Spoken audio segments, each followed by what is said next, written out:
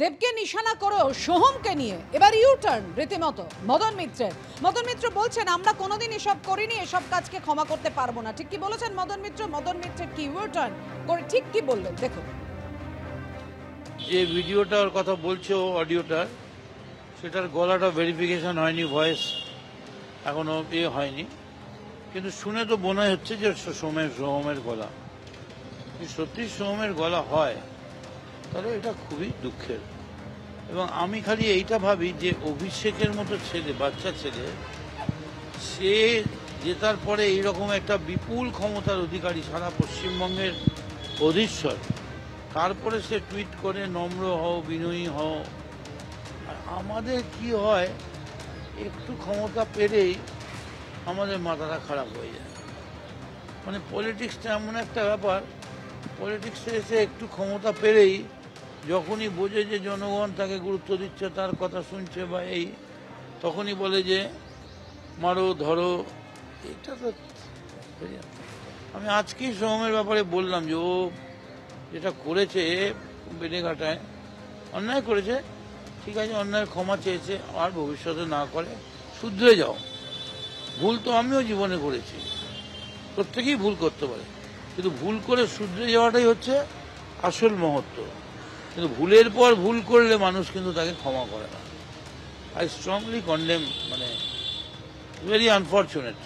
এবং এইসব যদি বেরোতে শুরু করে, তাহলে আমরা যে 26-এ পশ্চিমবঙ্গকে সোনার বাংলায় পরিণত করতে চাইছি, আর মমতা বন্দ্যোপাধ্যায় যে বলছেন যে মোদির কতদিন, এই তোমার ওই নীতিশ কুমার আর একে নিয়ে, চন্দ্রবাবু নাইডুকে নিয়ে কদিন, ও যে কোনো দিন এদিক ওদিক হয়ে যাবে।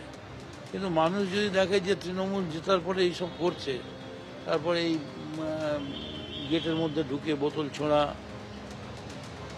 আমরা কিন্তু কোনোদিন এসব করিনি, খুব খারাপ হয়েছে। মদন মিত্রের বক্তব্য আপনারা শুনলেন। কোন পরিপ্রেক্ষিতে তিনি এই বক্তব্য রেখেছেন? সোহমের বিরুদ্ধে একেবারে বিস্ফোরক অভিযোগ এনেছেন শঙ্কুদেব পণ্ডা। বিজেপি কর্মীদের মারধর করতে লোক নিয়োগ করেছিলেন চণ্ডীপুরের তৃণমূল বিধায়ক। চণ্ডীপুরে ভোট চলাকালীন একাধিক লোককে নিয়োগ করেছিলেন এই সোহম। নিজের পিএকে দিয়ে একাধিক অপরাধমূলক কাজ করিয়েছেন সোহম চক্রবর্তী। সোহম পাকা দুষ্কৃতী, এরকম একাধিক কাজ করেছেন, এমন কথা কিন্তু শঙ্কুদেব পণ্ডা বলছেন অডিও ক্লিপ প্রকাশ করে। আমাদের স্পেসিফিক অভিযোগ, সোহম চণ্ডীপুরের নির্বাচন চলাকালীন এবং নির্বাচনের আগে এখানে একাধিক লোকজনকে অ্যাপয়েন্ট করেছিল। তাদের কাজ ছিল ভারতীয় জনতা পার্টির কর্মীদেরকে সরাসরি আক্রমণ করা এবং মারধর করা, হত্যা করা, এবং এমন মারধর করা যাতে পরিবারের লোকজন তাদেরকে চিনতে না পারে। এবং শুধু নিজে করেছে এমন নয়, তার পার্সোনাল সেক্রেটারি, তার সাথে সোহমের কথোপকথন আগে আপনাদের শোনাবো, আপনারা শুনে নিন। তারপর আরো নির্দিষ্ট করে অভিযোগ করব এবং ডকুমেন্ট দেখাবো যে এই সোহম কি ধরনের সিজেন্ড ক্রিমিনাল, সেটা আপনাদের দেখাবো। আগে যা শোনাচ্ছি সেটা শুনে নিন, আমি ফেসবুকে আপলোড করেছি, আপনাদের কপিও দিয়ে দেবো। বলুন। হ্যাঁ, কোথায় বলে? আমি ওই যে কাছাকাছি চলে এসেছি।